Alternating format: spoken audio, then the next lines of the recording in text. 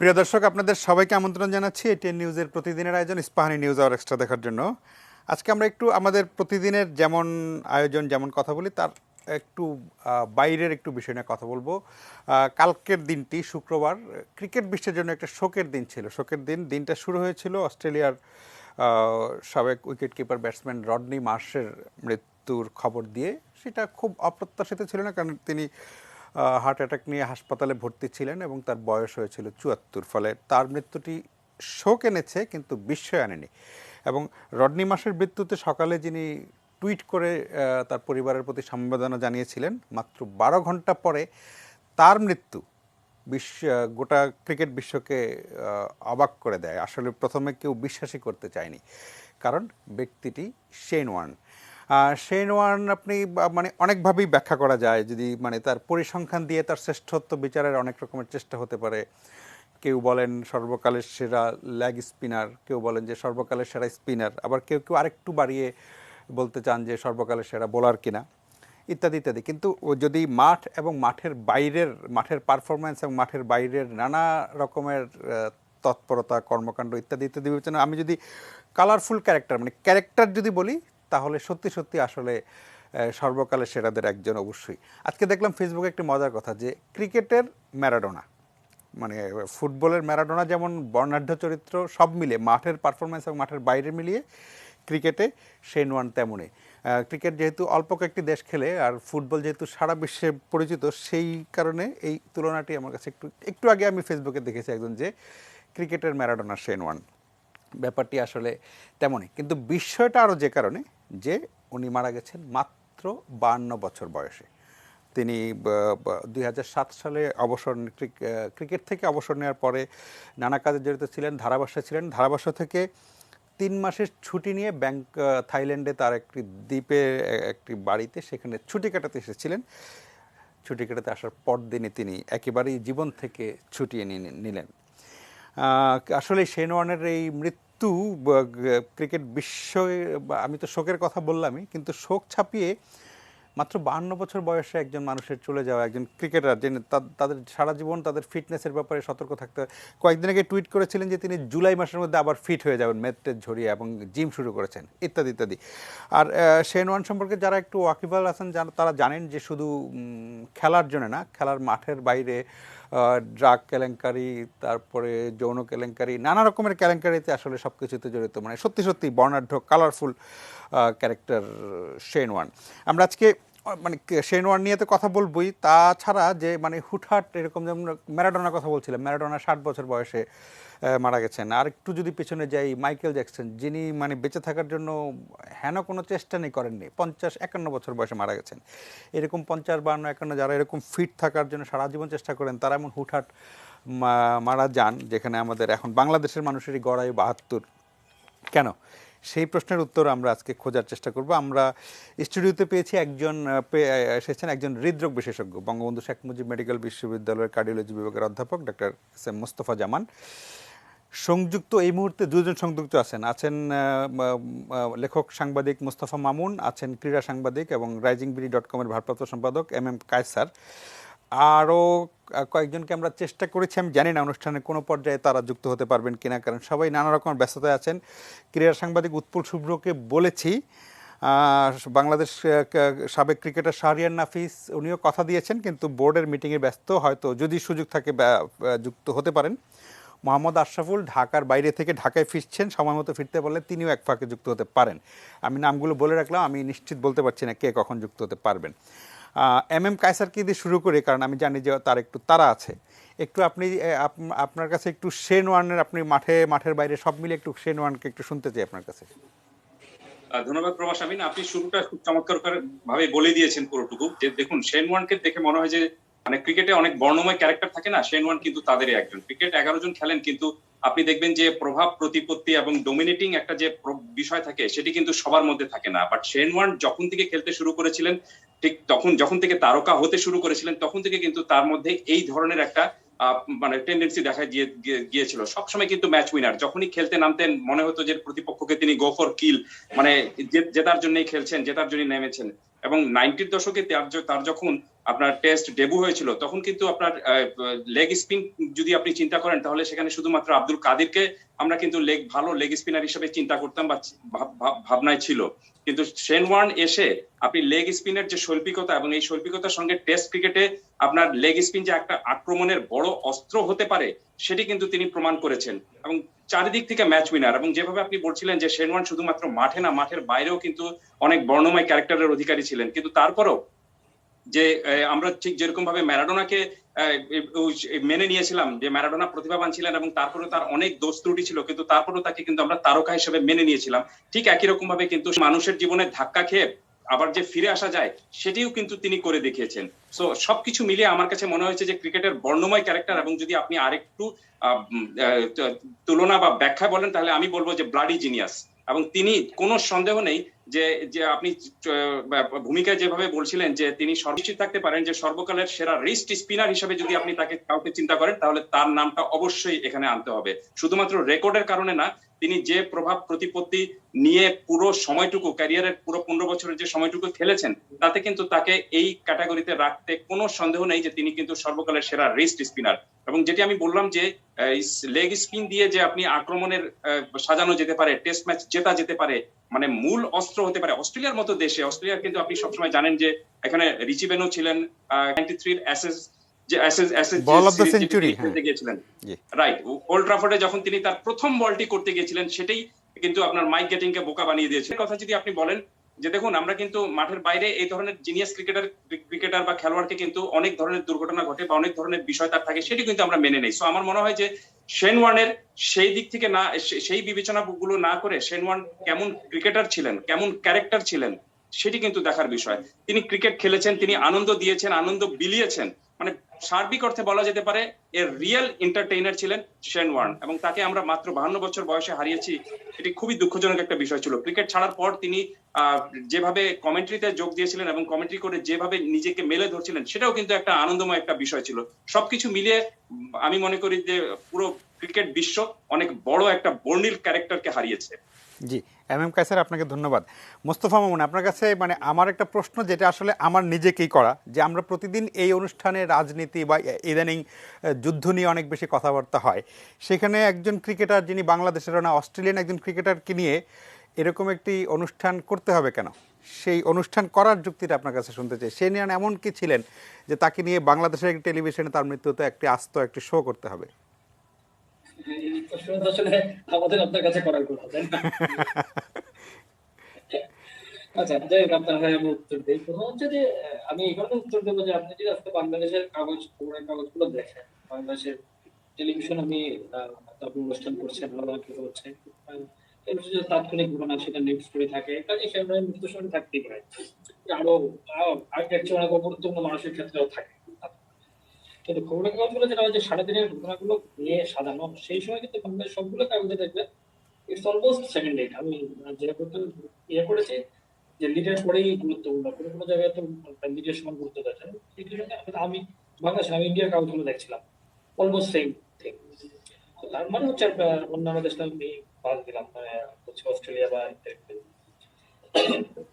পয়েন্টটা হচ্ছে যে শেমরন পার্সোনালিটি হিসেবে অনেক বিরাট পার্সোনালিটি, কিন্তু আসলে শুধু মানে ক্রিকেটিং জায়গা থেকে শেমরন চার্ট করা যায় না। শেমরন মাচ মোর দ্যান ক্রিকেট আমি মনে করি। তার হচ্ছে ধরেন, আচ্ছা আপনার ওই প্রশ্নটা ওই জায়গাটা শেষ করে ফেলি।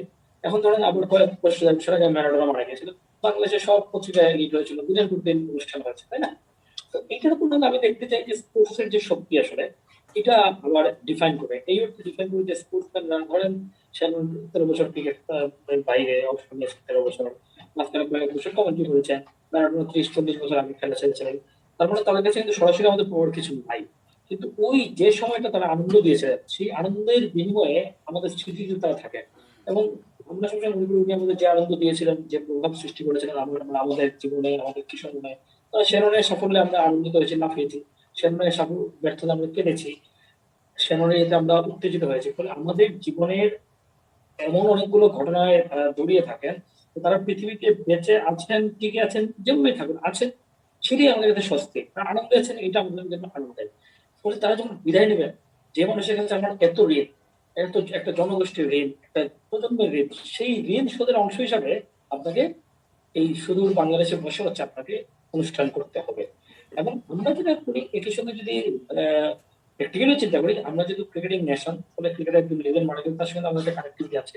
সেরকম আমাদের দেশে অনেক প্রভাব সৃষ্টি করেছে, তুমি করেছেন শেরনের পর আমি কয়েকজনে ওই সময় বাংলাদেশের মিড নাইনটিস থেকে যে লেগ স্পিনার, তারা একটা অলমোস্ট সবাই কিন্তু শেরনের বোলিং অ্যাকশন ফলো করতেন। এবং আমার একটা ছেলের কথা মনে আছে, তার নাম ছিল শ্যামল, সে ন্যাশনাল টিম খুব ক্লোজ চলে গিয়েছিল এবং তাকে ওই যে শেরনের মতো অ্যাকশন ছিল, সবাই তাকে বলতো, মানে ওইটাই তার কাছে একটা আনন্দ ছিল।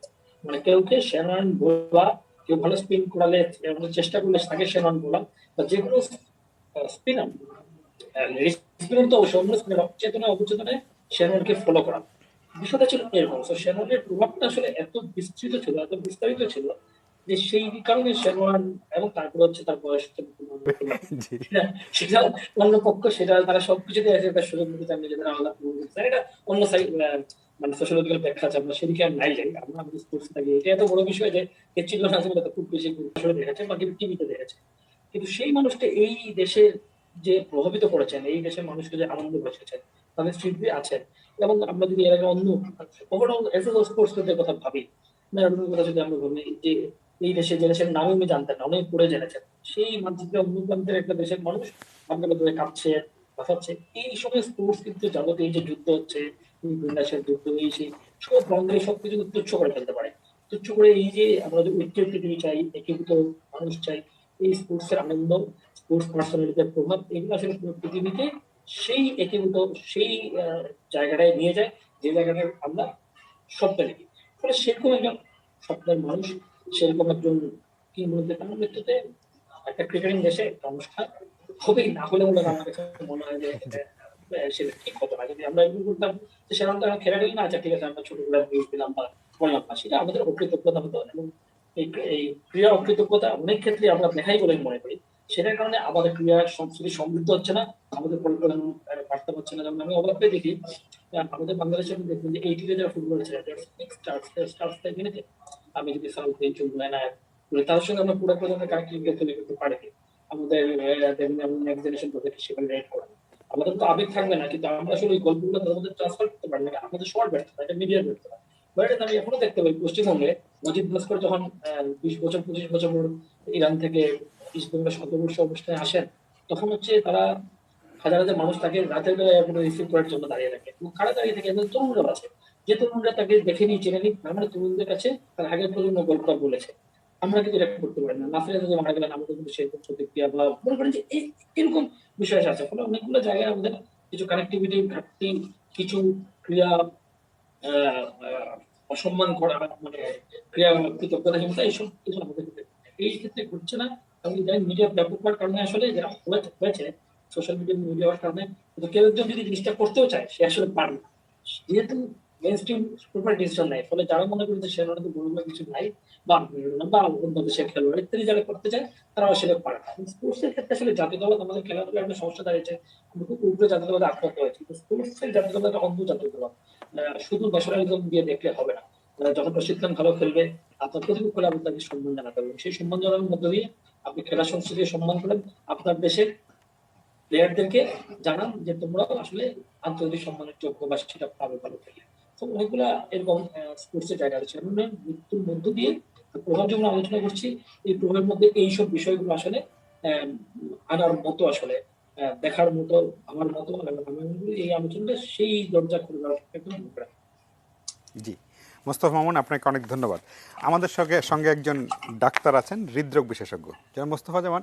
মানে শেরওয়ানের মৃত্যুটা আসলে এক ধরনের ধাক্কা এই কারণে যে একজন একজন স্পোর্টসম্যান, তার মানে আমি ধরে নিতে পারি যে ওনার ফিটনেস, এবং খুব বেশি দিন হয় না খেলা ছেড়েছেন, তার মানে উনি উনি ফিটনেস তো থাকে, একজন ক্রিকেটার হতে হলে তাকে এক লেভেলের ফিটনেস থাকতেই হবে। আমি যদি আরেকটু পিছনে যাই, ম্যারাডোনা 60 বছর বয়সে, মানে মানে বরং ফুটবলারদের আরও অনেক বেশি ফিজিক্যালি ফিট থাকতে হয়। মানে এই রকমের এই মানে শেনওয়ান 52 বছর বয়সে, ম্যারাডোনা 60 বছর বয়সে, মানে এরকমটা কেন হয়? আপনার ডাক্তার, প্রথমে আমি একটু ডাক্তারের কাছে শুনতে চাই। আমাদের আজকের অনুষ্ঠানের শিরোনাম করেছি আমরা জীবন এত ছোট কেন। কারণ এমনিতে ধরেন আমাদের প্রতি মানে মানুষ আরও কম বয়সেও মারা যায় হয়তো, কিন্তু শেন ওয়ার্ন বা ম্যাডানোর মতো এরকম কালারফুল ক্যারেক্টাররা যখন এত অল্প বয়সে চলে যায় তখন আমরা এক ধরনের বড় ধাক্কা খাই আর কি। সেইটা আসলে প্রথম ডাক্তারিটাই শুনতে চাই যে আসলে কেন। এমনিতে তো আমাদের অ্যাভারেজ এজ তো আরও অনেক বেশি, অনেক মানুষ, গ্রামের মানুষ 100 বছরের বেশি বেঁচে থাকে, তারা তো অত ফিটনেস জিম ইত্যাদি ইত্যাদি কোনো কিছুর বালায় তোয়াক্কা করে না, তারপর অনেক দিন বেঁচে থাকে দেখি। কিন্তু যারা এত কিছু মেনটেন করে তারাও এরকম হুট করে মরে যায় কেন? ধন্যবাদ। বিশেষ করে আপনারা খুব সুন্দর আলোচনা করছিলেন। আমি আমার মেডিকেলের ভাষায়, পরিভাষায় কিছু কথা বলতে চাচ্ছি যেগুলো হয়তো এখানে আলোচিত কখনো হয়নি। প্রথম কথা, আপনি যেটা বলছেন যে অ্যাথলেট হার্ট, এই বিষয়টি আপনাদের ধারণা যারা স্পোর্টসম্যান তাদের হার্ট বুঝি সবসময় খুবই তরতাজা থাকে, খুবই কিন্তু বিষয়টা কিন্তু সবসময় তা নয়। আমেরিকান কলেজ অফ কার্ডিওলজির একটি চ্যাপ্টার আছে, বিশাল বড় চ্যাপ্টার, সেখানে অ্যাথলেট হার্ট বলা হচ্ছে যে দিনে অন্তত 1 ঘন্টার বেশি যারা খুব পরিশ্রম করে থাকেন তাদের হার্ট কেমন হতে পারে, তাদের হার্টের যে আমরা বলি যে পুরুত্ব বেশি থাকে, তাদের হার্টের যে নিয়মিত হৃদস্পন্দন যেটি সাধারণ মানুষ থাকে তাদেরটি কিন্তু খুব কম থাকে, এবং হার্ট একটু বড় থাকে। বেশ কিছু ব্যাখ্যা দেওয়া যায়, তার মানে এই নয় যে সবসময় তাদের হার্ট কিন্তু সবসময় ভালো থাকবে। অ্যাথলেট হার্ট কিন্তু ভিন্ন একটি চ্যাপ্টার, যেটি কিন্তু আমাদের দেশে খুব একটা বেশি আলোচিত নয়। কিন্তু আমি অনেক যারা খেলোয়াড় আমাদের দেশে আছেন তারা দেখেছেন, তারা হয়তো অন্য একজন চিকিৎসকের দেখে তারা বলেছেন হার্ট এত স্পন্দন, নারীর স্পন্দন কম, কিন্তু আমরা দেখেছি এটি তার স্বাভাবিক, কারণ তার আমরা অন্যান্য পরীক্ষা করে দেখেছি এটি স্বাভাবিক। অর্থাৎ তার যে অ্যাথলেট হার্ট এটি কিন্তু সবসময় কিন্তু এটি কিন্তু ভালো হবে তা নয়। আমরা এর সঙ্গে আরও কয়েকটি বিষয় দেখেছি, খেলার মাঠে অনেকে মৃত্যুর সাডেন কার্ডিয়াক ডেথ হচ্ছে।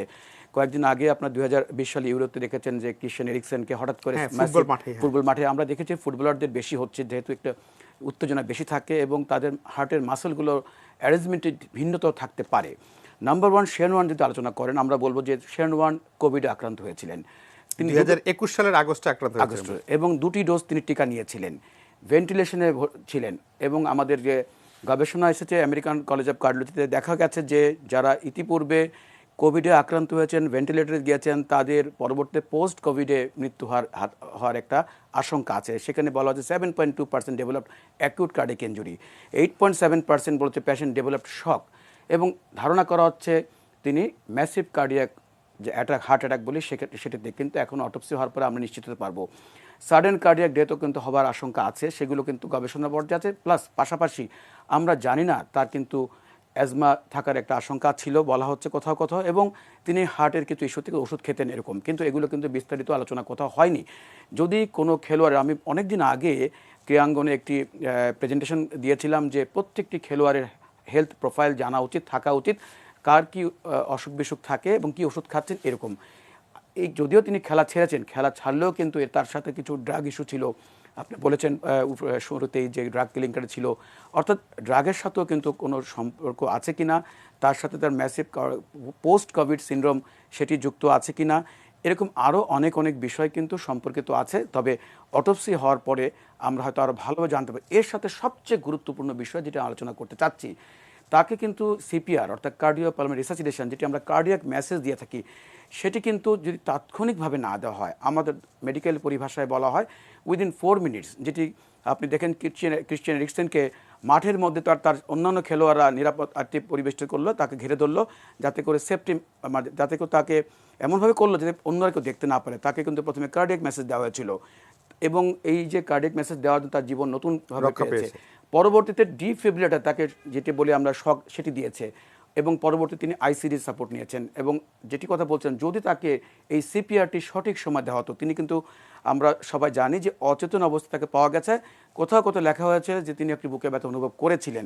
তো আমি সর্বশেষ একটু আগে যেটা বললাম যে ওনার সাথে যিনি ছিলেন তাদের 5টার সময় বেরোনোর কথা ছিল, এবং শেন ওয়ার্ন খুব সময় মেনে চলতেন, কিন্তু 5:15 বেজে যাওয়ার পরে যখন উনি বেরোচ্ছেন না, তখন ওনার সাথে যিনি আছেন তিনি নক করেছেন যে দেরি হয়ে যাচ্ছে, তাড়াতাড়ি চলো।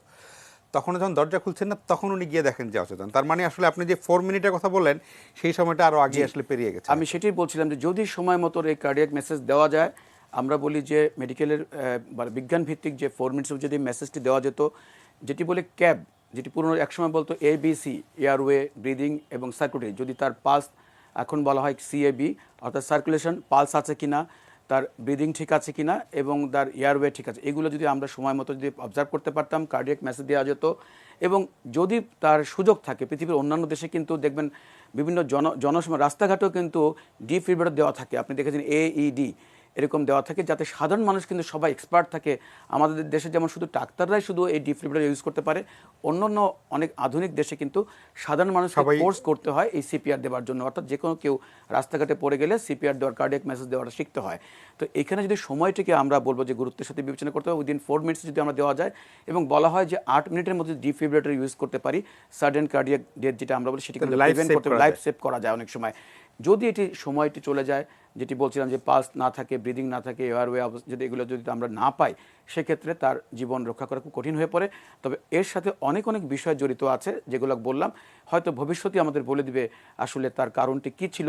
তবে যে কথা আমরা বলতে পারি, এই ঘটনা থেকে আমাদের শিক্ষা নেওয়ার কারণ আছে, যে হয়তো শেন ওয়ার্ন একজন বিখ্যাত মানুষ ছিলেন, তাকে নিয়ে আপনি অনুষ্ঠান করছেন, কিন্তু আমাদের দেশেও কেন, পৃথিবীর অনেক দেশে কিন্তু যারা অনেক উঠতি বয়সের মানুষ, কিন্তু বিশেষ করে আমরা ফুটবলে দেখি খুব কম বয়সে কিন্তু মৃত্যুবরণ করছেন, যাদের নিয়ে কিন্তু আলোচনা খুব বেশি হয় না।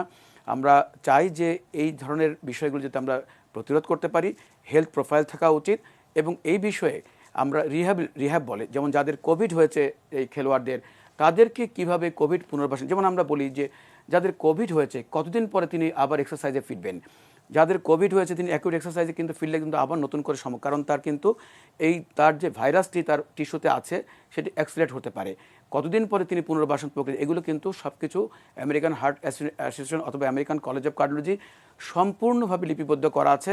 আমার একটি পাওয়ার পয়েন্ট প্রেজেন্টেশন তৈরি করা আছে। আমরা বলছি যে এই বিষয়গুলো কিন্তু আমাদের দেশেও কিন্তু চর্চা করা উচিত। আমাদের দেশে ফেডারেশন যেগুলো আছে, শুধুমাত্র ক্রিকেট নয়, সবগুলো ফেডারেশন এই বিষয়গুলোকে, আমি মনে করি যে আমাদের দেশের খেলোয়াড়দের নিরাপত্তাগুলো ভাবতে হবে, কারণ তারা কিন্তু সত্যিকার অর্থে জানে না, এবং এই বিষয়গুলোকে আমাদের দেশের সাধারণ মানুষের মধ্যেও কিন্তু জানাতে হবে। গ্রামে গঞ্জে অনেক যারা খেলোয়াড় আছেন, উঠতি বয়সে আছেন, সবার মাঝে এই খেলোয়াড়দের যে হঠাৎ মৃত্যুগুলো হচ্ছে, অনেকে ধারণা করতে পারেন যে তাদের হার্ট বুঝি খুব ভালো, কিন্তু আবারও বলছি অ্যাথলেট হার্ট কিন্তু সবসময় যে আমাদেরকে সাপোর্ট দেবে তা নয়। এখানে কিন্তু গবেষণা আছে, তাদের কিন্তু হার্ট রেট কম থাকে, অনিয়মিত হৃদস্পন্দন থাকে। সাধারণভাবে অনেকে দেখলে মনে করবেন যে এটা হয়তো কোনো অসুখ বিসুখ হয়েছে, কিন্তু এটি তার শরীরের সাথে এটি এমনভাবে মানে আমরা বলি যে সমাবেশ হয়েছে যে যেটিকে হয়তো আমরা অসুখ বলছি না, কিন্তু যদি কোনো কারণে তার কার্ডিয়াক কোনো ইভ্যালুয়েশন নতুন করে সমস্যা হয়, পোস্ট কোভিড তখন কিন্তু এটি আবার নতুন করে বেড়ে যেতে পারে। তাই আমি বলবো যে এগুলো নিয়েও ভাবনার সময় এসেছে। হয়তো শেন ওয়ার্নের আমরা তার বর্ণাঢ্য জীবনের আমরা কথা বলছি, পাশাপাশি আমাদের দেশে অন্যান্য শুধু ক্রিকেট নয়, অন্যান্য যে ক্রীড়াঙ্গনে যে খেলাগুলো আছে, যারা খেলছেন খেলোয়াড় আছে, তাদের প্রতি তাদের জীবনের নিরাপত্তা সেগুলো ভাবনাতে আনতে হবে, এবং তাদের দীর্ঘমেয়াদী কিভাবে আমরা তাদেরকে সুযোগ সুবিধা দিয়ে তাদের স্বাস্থ্যবিধি বা স্বাস্থ্য বিমার আওতায় এনে এই ধরনের আমরা সুবিধা দিতে পারি, প্রোটেকশন সুরক্ষা দিতে পারি, সেগুলো ভাবনার বিষয় এসে। একটা জিনিস আপনার কথা থেকে বললেন, প্রথম আপনি যেটা বললেন যে অ্যাথলেট হার্ট, সেটা তো একটা খুবই আমার জন্য একটু নতুন শব্দ, যে মানে আমি আরও সবসময় ভাবতাম যে যারা অ্যাথলেট তাদের ফিটনেস একটু অন্য লেভেলের থাকবে, সেটার সাথে মানে এই কেসে যেটা হতে পারে যে মানে অ্যাথলেট হার্টের সাথে পোস্ট কোভিড মানে দুইটা মিলে কি ব্যাপারটা মানে শেন ওয়ার্নের জন্য প্রাণঘাতী হয়ে গেল?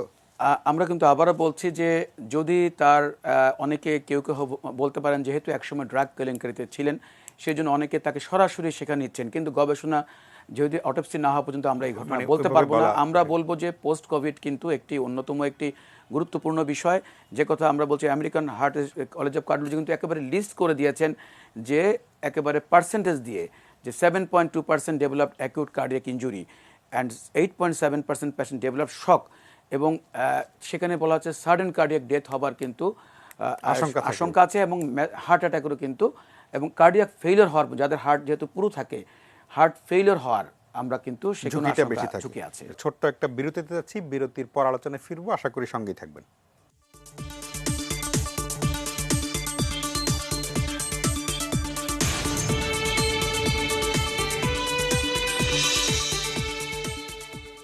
প্রিয় দর্শক, ফিরে এলাম আলোচনায়। কথা বলছিলাম আসলে শেন ওয়ার্ন একজন অস্ট্রেলিয়ান ক্রিকেটার, তার মৃত্যু নিয়ে কেন আলোচনা করতে হবে এটা বিরতির আগে মোস্তফা মামুন বিস্তারিত ব্যাখ্যা করেছেন, সেই ব্যাখ্যায় আমি আর যাচ্ছি না। কিন্তু আসলে আলোচনাটা শুধু শেন ওয়ার্নকে ঘিরে। মাত্র 52 বছর বয়সে এমন একজন তারকা, বর্ণাঢ্য জীবনের অধিকারী, তার মাত্র 52 বছর বয়সে চলে যাওয়াটা আসলে আমাদের সবার জন্য একটা ধাক্কাও বটে, একটা অবিশ্বাস, একদম ধাক্কা। এবং সেখান থেকে আমাদের আসলে কিছু শেখারও ব্যাপার আছে কিনা সেটাও একটু, একজন ডাক্তারও আছেন উনি যা বললেন সেখান থেকে।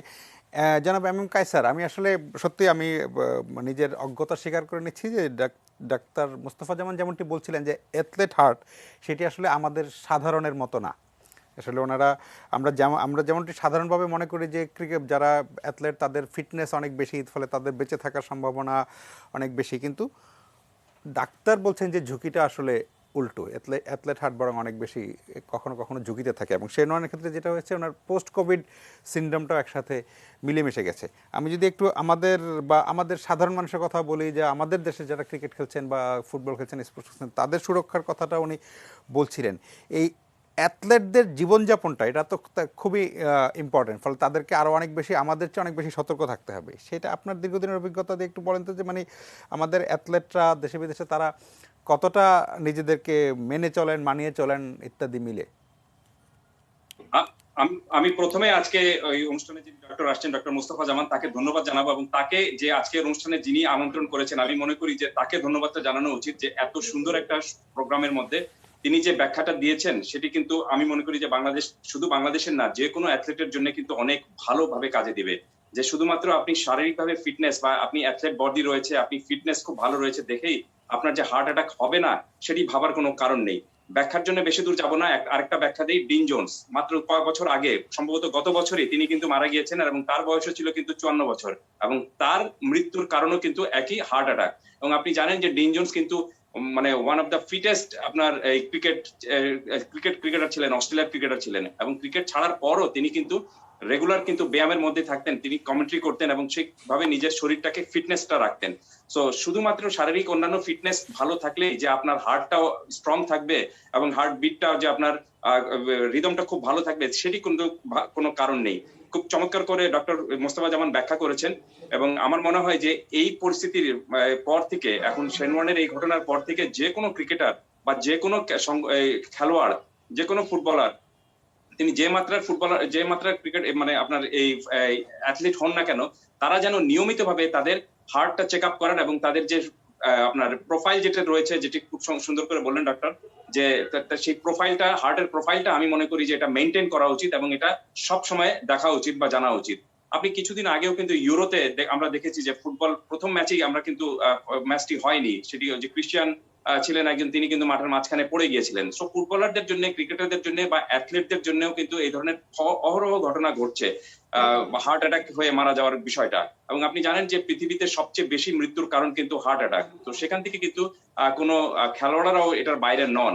বাট শেন ওয়ার্নের এই ঘটনা, ডিন জোন্সের এই ঘটনা এবং ক্রিশ্চিয়ানোর সেই ঘটনা, এইগুলো দিয়ে আমার কাছে মনে হচ্ছে এখন যে যে কোনো খেলোয়াড়দের জন্যও কিন্তু একটা নতুন করে নিজেদের শারীরিক সক্ষমতা বা নিজেদের শারীরিক বা নিজেদেরকে ঠিক মতো রাখার জন্য, ফিটনেস ঠিক রাখার জন্য আমার মনে হয় যে নতুন ভাবে নিজেদেরকে মেলে ধরতে হবে। সো আমার মনে হয় যে এই শিক্ষাটা আমার মনে হয় যে আরো অনেকের জন্য কাজে লাগবে।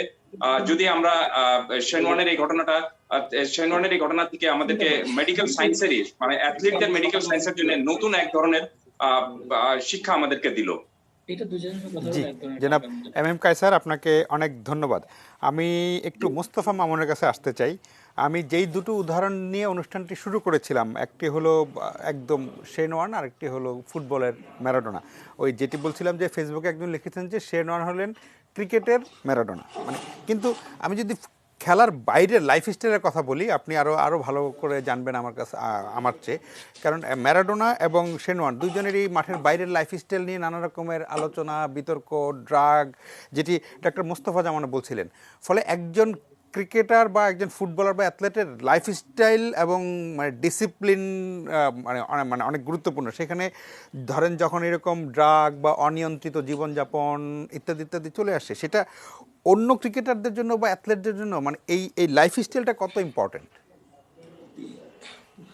দেখেন, এটা একভাবে চিন্তা করলে তো প্লেন সিম্পল হচ্ছে খুব ইম্পর্টেন্ট।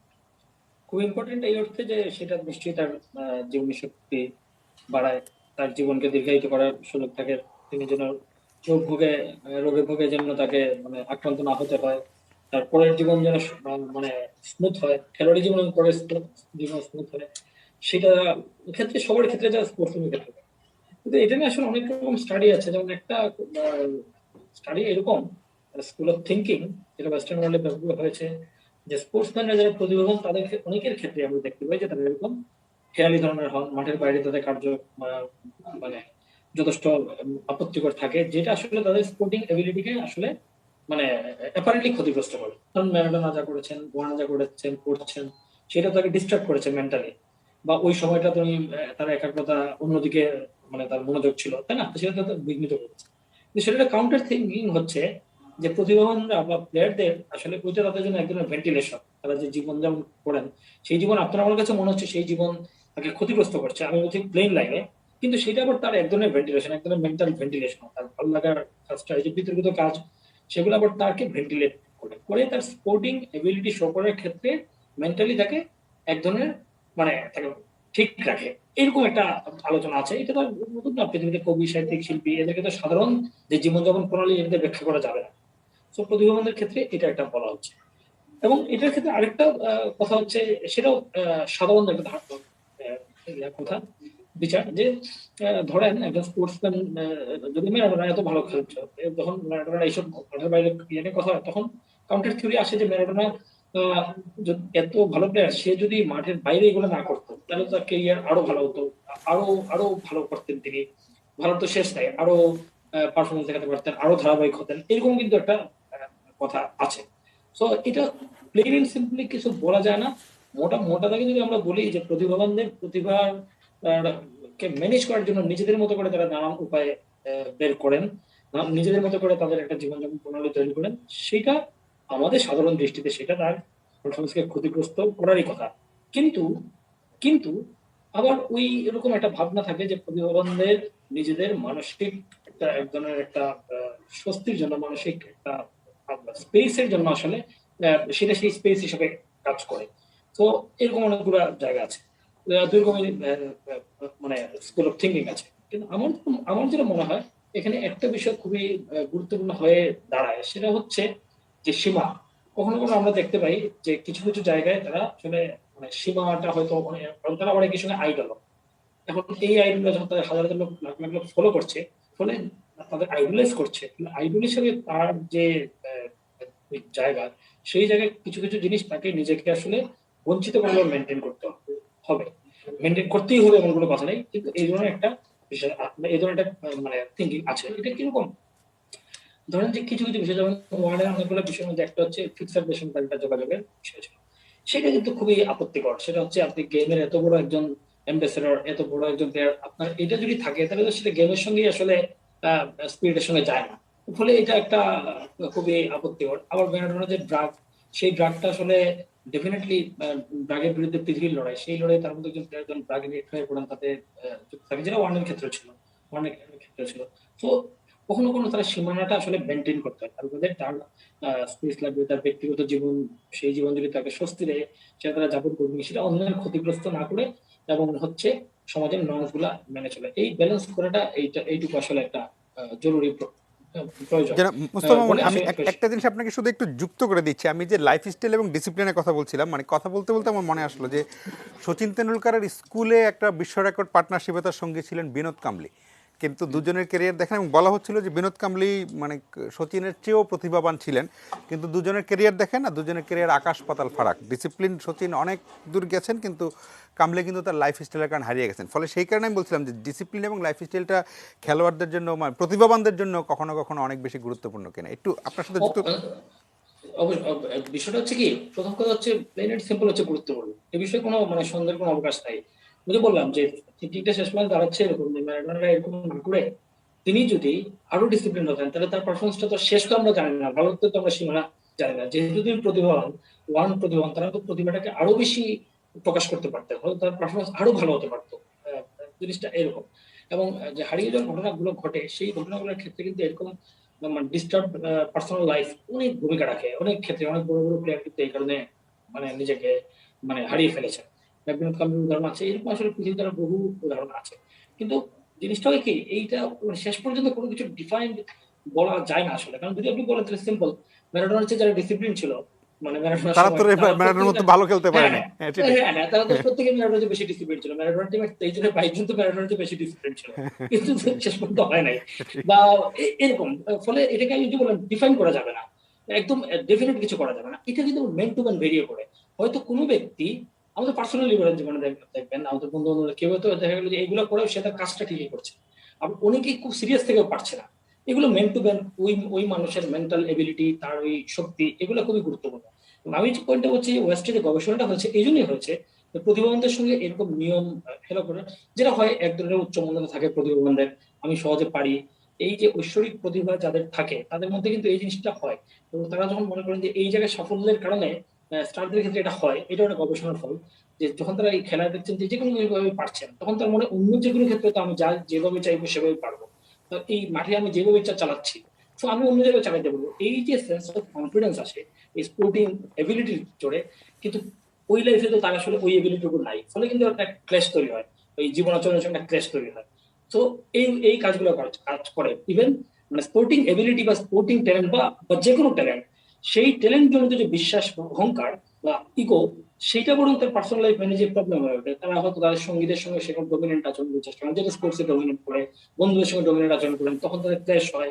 বা কোনো একটা বিষয় তারা মত দেওয়ার কারণে, যেহেতু ধরেন স্পোর্টস বিষয়ে গুরুত্বপূর্ণ, সবাই তার কথা শোনে, অন্য একটা বিষয় তিনি এমন একটা মত দেন সেইটাও সবাই শুনবে, সেটা তো সবাই শুনে না, ওই জায়গায় গুরুত্বপূর্ণ না। তো এরকম অনেকগুলো কমপ্লেক্স সিচুয়েশন তৈরি হয় এবং তারা ওই বিশ্বাস থেকে কেউ যখন শুনছে না, কেউ যখন প্রতিবাদ করছে, তারা আরো তীব্র হয়ে ওঠেন, তীব্র দেখা গেলো যে তখনই সীমা ছাড়ানোর ঘটনা ঘটে, এরকম বিষয় আসে ঘটে। এটা নানান জনের ক্ষেত্রে, যেমন ধরো আমাদের যে সাকিব আল হাসান, আমরা এত দূরে যাবো না, সাকিব মাঠের বাইরে যে সমস্ত ঘটনা ঘটান, তার প্রত্যেকটা মনে হয় যে তাকে ক্ষতিগ্রস্ত হওয়ার কথা, তার চেয়ে তো অন্যরা অনেক ডিসিপ্লিন, তারপরে তো সাকিব সেরা পারফর্মার। এখন কোয়েশ্চেন এটাই, ওই যে ওই থিঙ্কিং আছে যে সাকিব যদি আরো ডিসিপ্লিন হতেন, তিনি আরো তো আরো বড় ভালো প্লেয়ার খেলতে হতেন, পারতেন কিনা। হ্যাঁ, আরো ভালো খেলতে পারতেন। কিন্তু এটাও বলা যাবে না, কারণ ওইটা তো মানে হাইপোথেটিক্যাল। হ্যাঁ। কিন্তু সাকিব তো বলতে পারেন যে আমি ওইটা করে তো আমি করছি, এবং ওইটা হচ্ছে আমার ওয়ে অফ লাইফ, ওই ওয়ে অফ লাইফটা আমাকে রিল্যাক্স রাখে, সো আমি এটা করতে পারি। কিন্তু ওই যে বললাম balancing life, way of life করতে গিয়ে কখনো কখনো আবার দেখা যায় তারা এমন কিছু করে ফেলেন যেটা গেমের বেসিক স্পিরিটের সঙ্গে এবং টিম স্পিরিটের সঙ্গে, টিম গেমের টিম স্পিরিটের সঙ্গে করে।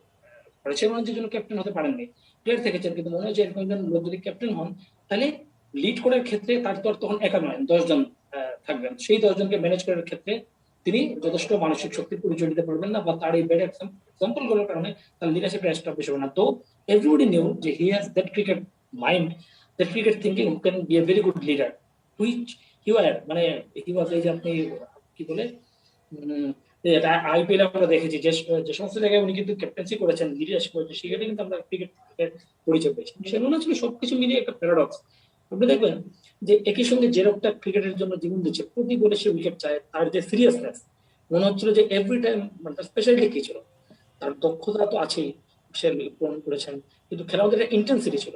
প্রত্যেকটা বল করার সময় সবচেয়ে আনইম্পর্টেন্ট ওভারে মনে হতো যে এখনই উইকেট পাবো, কেন পেলাম না, এভরি টাইম উইকেট।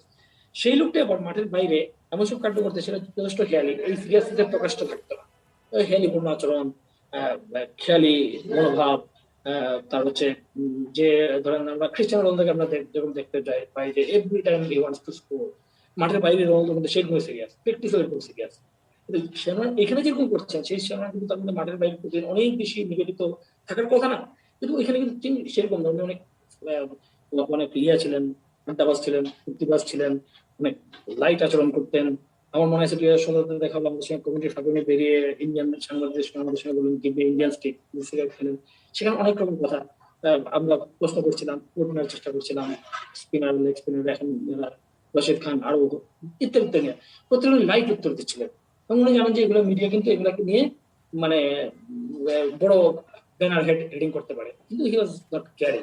তো এরকম অনেকগুলো বিষয় আসলে ছিল, আর অনেকগুলো আপনি মনে করেন যে পরশুর বিরোধী চরিত্রের জায়গা ছিল, সেইগুলোই আবার তাকে বর্ণাঢ্যতা দিয়েছে, সেগুলোই তাকে কালার যোগ করেছে, যোগ করে শেনওয়ানকে ক্রিকেটে যে বড় মানে ক্যারেক্টার পরিণত করেছে, যে ক্যারেক্টার আসলে অনেকগুলো জিনিস আমাদের দেখায়, শুধু ক্রিকেটের না, সোসাইটিরও, যে নট নেসারিলি যে আপনি সাকসেসফুল হলেই আপনাকে নিয়ম মেনে চলতে হবে, সেটা না করেও করা যায়, এটা যেমন দেখান। আবার একই সঙ্গে দেখেন যে প্রচন্ড সিরিয়াসনেস, আবার সেই মানুষটা ধরেন যে এক ধরনের একটা কেয়ারলেস, সেটাও হচ্ছে বিরোধী বিরোধী চরিত্র দেখায়। তো সবকিছু মিলিয়ে আমি যেটা মনে করি যে শ্যামনের লিগাসি অনেক বড়, তার ক্রিকেটিং লিগাসি আমি মনে করি সর্বকালের সেরা স্পিনার, ইভেন সর্বকালের সেরা সেরা বোলার বললেও প্রশ্ন আসবে, কিন্তু আমিও তার সঙ্গে আর্গুমেন্ট করতে চাইবো, কারণ আমার মনে হচ্ছে তার যে ইম্প্যাক্ট একটা লেগ স্পিন জিনিসটাকে যে এরকম দিয়ে দেওয়া, পরে প্রজন্মকে মোহিত রাখা, যেমন অন্যরা কি ক্রিকেট অবিশ্বাস্য ব্যাটিং করে, অবিশ্বাস্য বোলিং করে, আমরা এটা বলবো, কিন্তু আপনি যদি ম্যাজিক বলেন সেটা দ্যাট ওয়াজ শেরওয়ান। মানে তার বল, তার টার্ন, তার কন্ট্রোল, মানে এগুলো কিন্তু মনে হতো যে সাধারণ ক্রিকেটিং এবিলিটিতে এগুলো সম্ভব না। এত নিয়ন্ত্রিত লেগ স্পিন, এটা মনে হতো আমার মনে হতো তার আগে সম্ভবই না। এত কনসিস্টেন্টলি পড়ে যাওয়া, এটা মনে হতো সম্ভব না। তো এই সবকিছু মিলিয়ে শুধু ক্রিকেটিং এবিলিটি, ম্যাজিকের ব্যাপারটা ক্রিকেটের সঙ্গে এমন সবচেয়ে বেশি শেরওয়ান রিলেটেড, এবং পরের প্রজন্মের প্রভাব, সবকিছু মিলিয়ে মানে Shane Warne is larger character than cricket. Cricket. Mustafa Mamun, আপনাকে ধন্যবাদ। আমরা একটা বিরতিতে যাচ্ছি, বিরতির পর আলোচনায় ফিরবো। প্রিয় দর্শক, আশা করি ফিরে এসে আপনাদের সঙ্গেই পাবো।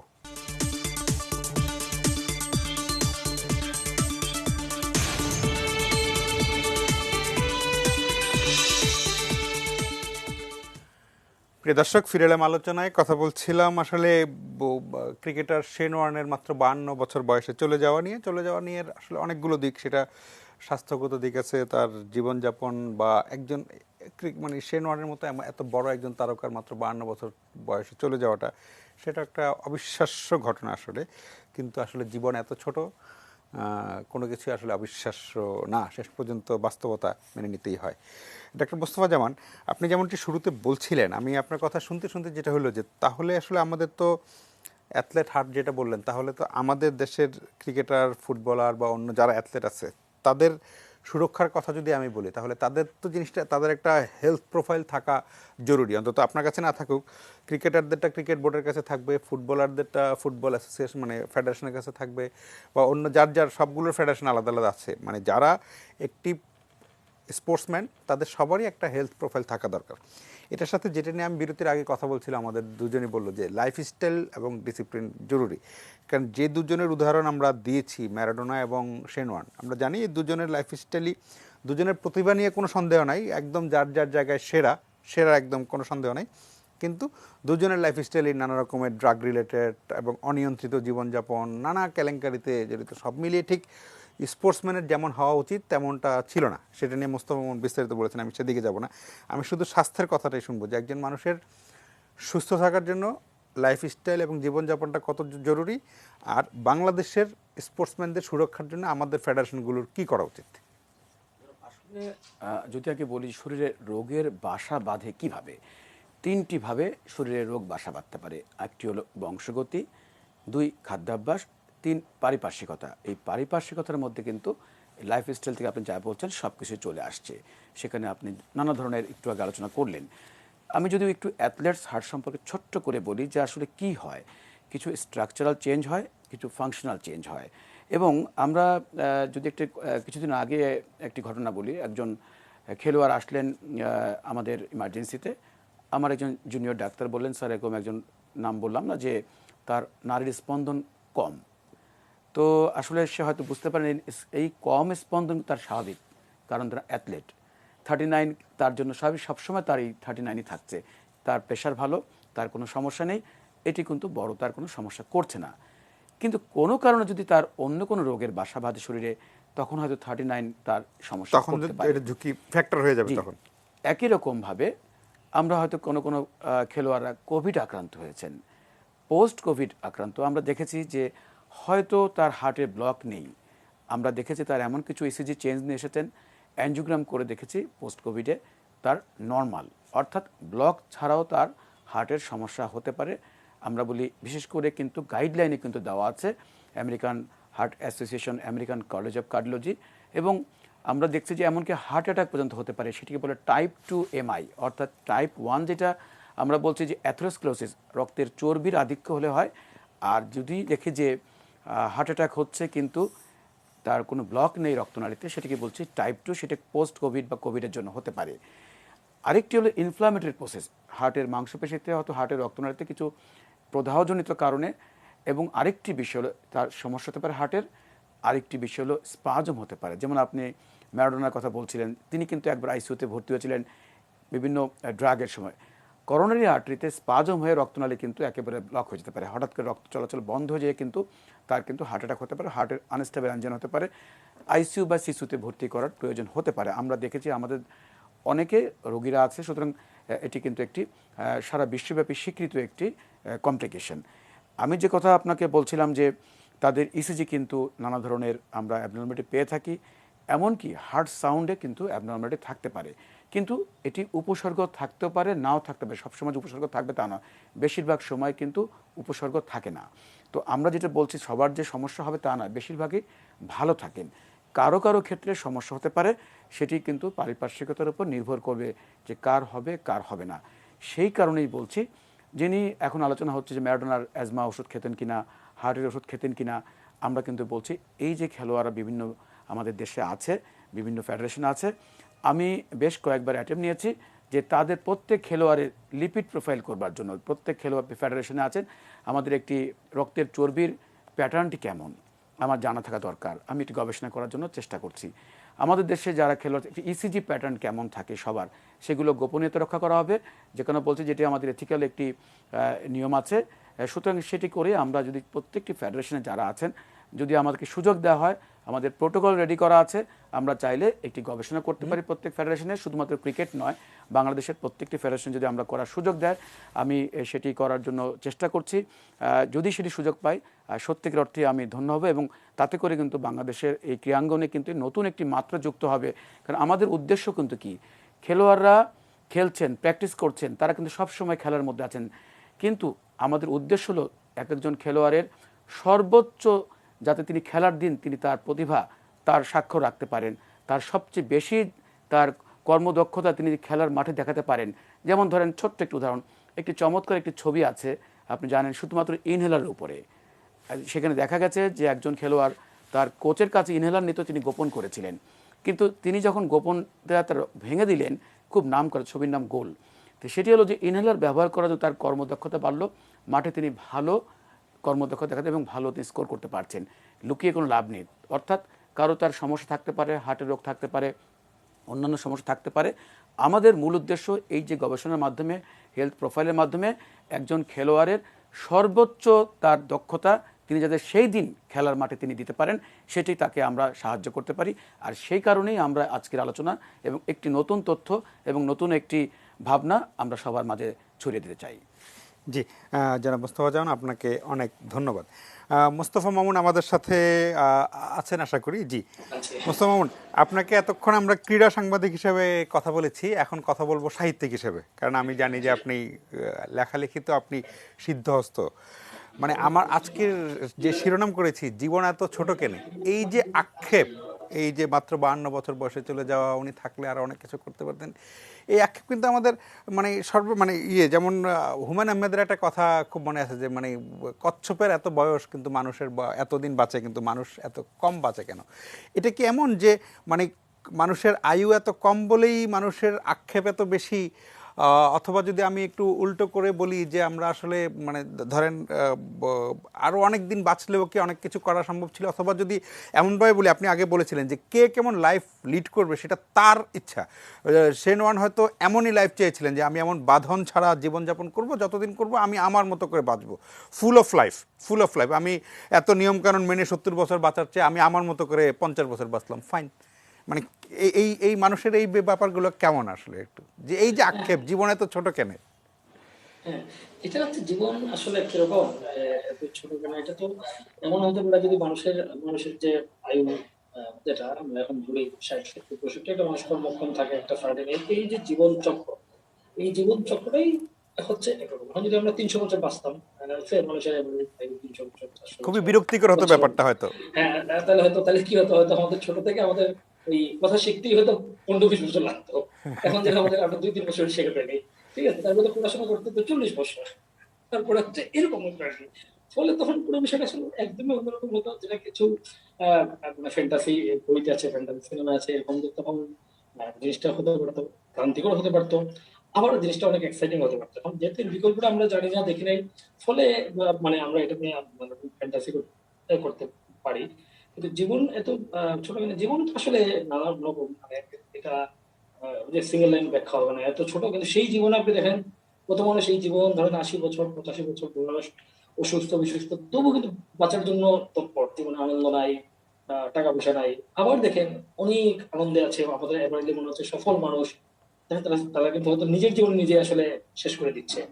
তো হ্যাঁ, তাদের কয়েকদিন কাছে আগে আমরা আসলে দেখেছি ধানমন্ডিতে এক ভদ্রলোক ফেসবুক লাইভে এসে আত্মহত্যা করেছেন। তিনি কিন্তু সব মিলিয়ে কিন্তু সব- সফল ছিলেন, সুখী ব্যর্থ মানুষের ছিলেন ছবি না। ছিল। হ্যাঁ, হ্যাঁ, হ্যাঁ। তো ফলে হচ্ছে কি, জীবনে তো ছোটখাটো এইটা, এই প্রশ্নটা আসলে এক একজনের কাছে এক এক রকম অর্থ বহন করে, কিন্তু আমার তো মনে হয় জীবনটাকে এইভাবেই দেখা উচিত যে জীবনের যে চক্রগুলো আমরা এসেছি, এই জীবনটাকে, জীবনের সময়টাকে সর্বোচ্চ আহ, মানে উপভোগ করা, সর্বোচ্চ উপভোগ করা, এবং হচ্ছে সেই উপভোগ্যতার মধ্য দিয়ে আসলে একটা মার্ক রাখার চেষ্টা করা, যেটা অন্য একজন মানুষকে হলো আনন্দ দেবে, অন্য একটা মানুষকে হলো খুশি করবে, অন্য 5টা মানুষকে উপকৃত করবে, সেরকম একটা চেষ্টা করা, এটি হচ্ছে জীবনের লক্ষ্য। কিন্তু সবার আগে লক্ষ্য হচ্ছে উপভোগ করা, কিন্তু সেটা অবশ্যই উদ্যম উপভোগ না, যেটা আসলে অন্যদেরকে ক্ষতিগ্রস্ত করে।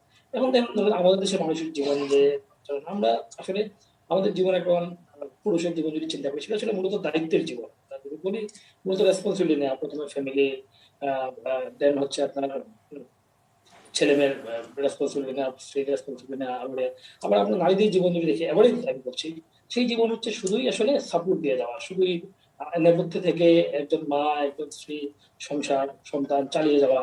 এবং একসময় আসলে আমরা দেখতে পাই যে তাদের আসলে তাদের নিজের জীবনটা আসলে কোথায়, আমাদের দেশের মানুষের নিজের জীবনটা কোথায়, এটাই কিন্তু অনেক লোক, আমাদের যে মধ্যবিত্ত, কিন্তু যে পারিবারিক কাঠামো, যে সমাজ কাঠামো, তাদের আসলে নিজের জীবনটাই খুঁজে পাওয়া যায় না। একটা অফিসের লোক দেশে চাকরি করছে, অফিসে যাচ্ছে, অফিস থেকে ফিরছে, টাকা নিয়ে ভাবছে, বাসায় এসে নানা স্ট্রাগল ফেস করছে, সেই ঠিক ঢাকায় এই জীবনে, নাগরিক জীবনে একটা উপভোগের সময় আসলে পেরে পায় না। এরকম এরকম জীবন। তো এখন সেরকম জীবনের যে, ধরুন আবার যদি অবস্থা আপনি চিন্তা করেন, প্রত্যেকে নিজের জন্য বাঁচে, প্রতিটা মুহূর্ত উপভোগ করে নিজের জন্য বাঁচে। এখন সেই নিজের জন্য বাঁচাটার ক্ষেত্রে কিন্তু আমরা দেখি সেটা খুবই আনন্দময়, কিন্তু আবার তারা নিঃসঙ্গতায় ভোগে, একাকিত্বে ভোগে। আবার আমাদের মনে করেন অনেক রেসপন্সিবিলিটি, অনেক প্রেশার, অনেক চাপ, কিন্তু আমরা কিন্তু একটা সম্মিলিত পরিবেশের মধ্যে থাকি। মানে জীবনের নানান প্রকার, নানান প্রকরণ, আসলে এই 500 কোটি লোকের প্রত্যেকের কাছে জীবনটা আসলে 500 কোটিটাই জীবন। এবং আপনি দেখবেন যে কোথাও মানে মোটা দাগে কাঠামো ঠিক থাকলেও, একই একই রকম দেখলেও, এই দুটো একই রকম জীবনের মধ্যে আপনি দেখবেন যে ফাইনাল পরিণতি অনেক বড় ভাবনা, অনেক সূক্ষ্ম ভাবনা। একজন হচ্ছে সব ঠিক আছে, কিন্তু দেখেন একটা জায়গায় গিয়ে একজন হচ্ছে গান পছন্দ করে, আরেকজন তীব্রভাবে পছন্দ করে, এইটা দেখা গেলো যে তাদের মধ্যে একটা হয়ে গেছে। কাজেই ঠিক জীবনকে দীর্ঘ করার জন্য আমি যেটা মনে করি, জীবনকে দীর্ঘ করার জন্য আসলে সব বাদ দিয়ে যে জীবন, ধরেন দীর্ঘ করার জন্য স্বাস্থ্যবিধি মেনে টেনে সবকিছু যদি করা, সেই জীবনটা আবার কেমন দেখতে জীবন, সেই জীবনটা এক ধরনের একটা একঘেয়ে জীবনে পরিণত হয়। এবং যারা এরকম করেন তারা কিন্তু একসময় একঘেয়েমিতে আক্রান্ত হয়। তো ফলে জীবনের ক্ষেত্রে লেভেল সেট করতে স্বাস্থ্যবিধি মানতে হবে, এই করতে হবে, সেই করতে হবে, সেটাও কেউ যদি এনজয় করে, সেটাও তো অনেক লোক করছে। জি, কিন্তু জি। আমার মনে হয় যে কাউকে ফোর্স করা উচিত না যে সবাই এরকম করতে হবে। আমাদের যে প্রোটোটাইপ গুলো আমরা যেটা চিন্তা করি যে সবার এরকম হচ্ছে, এখন অন্য মানুষটা এটা যদি করতে পারেন, সে মজা করছে না, এটা স্বাভাবিক মানুষ করতো, সে কিন্তু সমাজে নির্মিত পরিচিত হয়ে সে আউট হয়ে যেত। কিন্তু ইয়ের ক্ষেত্রে, প্লেয়ারদের ক্ষেত্রে, প্রতিবন্ধীদের ক্ষেত্রে সুবিধা এটাই যে তাদের এটা সমাজ এলাউ করে, এলাউ করে বলে জীবনের ওইগুলোর যে মানে আছে, ওগুলো যে যুক্তি আছে, ওগুলো যে স্পেস আছে, এটা সমাজে প্রতিষ্ঠিত হয়। আমরা মনে করি যাচ্ছে একটা লোক এগুলো করতেই পারে, কিন্তু সাধারণ একটা লোক কিন্তু এগুলো করলে তার ফ্যামিলিতে পরিচিত হবে, বন্ধু বান্ধবের পরিচিত হবে, তার কোনো স্পেস নেই। আমি বরং মনে করি জীবনের যে নানা ডাইমেনশন যে স্টাররা করেন, সেটা বরং সমাজ বিজ্ঞানীরা দেখে সমাজে এই এর জায়গাটুকু, এই যে বৈচিত্র্যময়তা, এটা যে একটা মানুষের নানা রকম লিভিং স্পেস দরকার হয়, সেগুলোকে আরো বেশি অ্যাকোমোডেট হওয়া উচিত। হলে তার জীবনটা আনন্দময় হবে, আনন্দময় হবে, স্বস্তিময় হবে। আমাদের জীবন, আমাদের দেশের মানুষের জীবন অত্যন্ত অস্বস্তির জীবন। এবং অন্য ক্ষেত্রেও আমাদের হসপিটালের জীবন অনেক আনন্দের, কারণ ওই জীবনের নানান ডাইমেনশনটাকে তারা ইয়া করে, প্রাইভেসিটাকে আউট করে, একদম এলো করে। কিন্তু সেই জীবনের সমস্যা হচ্ছে পারিবারিক বন্ধন বা কাঠামো না থাকায় সেটা এই মানে একঘেয়ে চর্চা করতে করতে জিনিসটা একসময় আসলে একা হয়ে যায়। ফলে এই দুই রকম এক একটা সমাজের এক এক রকম সমস্যা আছে, জীবনের সমস্যা। এবং জীবনের আলটিমেট রূপ এখানে করতে হবে গবেষণা, সাহিত্য কোন বলে না, শেষ পর্যন্ত আমরা কিন্তু শেষ পর্যন্ত ওইরকম প্রশ্ন, জীবন রহস্য নয়, জীবন যে কি বুঝলাম না, শেষ জীবনের সবার শেষে জীবনের শিক্ষা হচ্ছে এটাই। আমাদের কাছে এটা, কিন্তু আমি মনে করি সব রকম বৈচিত্র্যতা, তার একটা স্পেস থাকা উচিত, যদি সেটা ক্ষতিকর না হয়, এবং সেভাবেই জীবনকে চালানো উচিত। হার্ড এন্ড ফাস্ট করে করা উচিত না যে সবাইকে ডিসিপ্লিন করতে হবে, সবাইকে এটা করতে হবে, সবাইকে দীর্ঘজীবী হওয়ার চেষ্টা করতে হবে। তো একই রকম হয়ে যাবে, তখন সবাই একই ভাষায় কথা বলবে, একই গান গাইবে, একই প্রোডাক্ট সমাজে বিক্রি হবে, একই ব্যবসা হবে, একই গান। একজন ছাড়া কেউ খুবই গায়ক বোরিং থাকবে না, ব্যাপার হবে তখন আর কি। জি। একজন ছাড়া কেউ নায়ক থাকবে না, সবাই একরকম হবে না, সব স্পেস থাকতে হবে। মানে সেই জন্য, এবং এই জন্য এই বৈচিত্র্যগুলোকে আমাদের এক ধরনের অ্যাকোমোডেট করতে হবে, যেন সেটা মাত্রাছাড়া না হয়, অন্যের জন্য ক্ষতিকর না হয়। জি, মোস্তফা মামুন, আপনাকে অনেক ধন্যবাদ। আমরা অনুষ্ঠানের শেষ বিরতিতে যাচ্ছি, বিরতির পর আলোচনায় ফিরবো। আশা করি ফিরে বাংলাদেশ জাতীয় ক্রিকেট দলের সাবেক ক্রিকেটার শাহরিয়ার নাফিসকে পাবো।